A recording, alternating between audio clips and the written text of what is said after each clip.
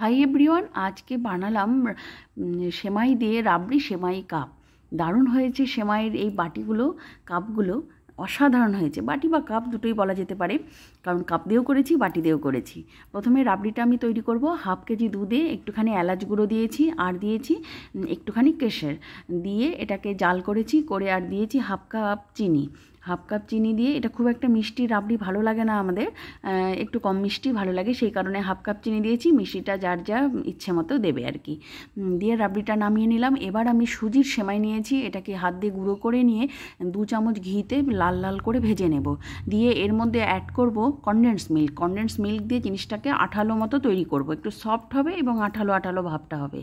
এরপরে আমি ছোট ছোট দুটো বাটি আর কাপ নিয়েছি, নিয়ে চামচ দিয়ে সুন্দর করে এটা ভেতরে দিয়ে সেট করব, আর ভিতরটা একটুখানি বাটির মতো পজিশন রাখবো। এইভাবে রেখে এই সমেত আমি ফ্রিজে ঘন্টাখানিক রেখে দিয়েছি। তারপরে এই যে বের করলাম, খুব সুন্দরভাবে এটা উঠে আসলো, কোনো রকম কসরত করতে হয়নি।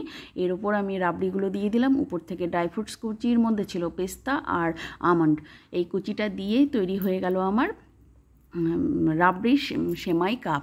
অসাধারণ দেখতে হয়েছে, খেতেও হয়েছে খুব সুন্দর, আর সবচেয়ে মজার বিষয় খুব চটজলদি জিনিসটা তৈরি হয়ে গেছে।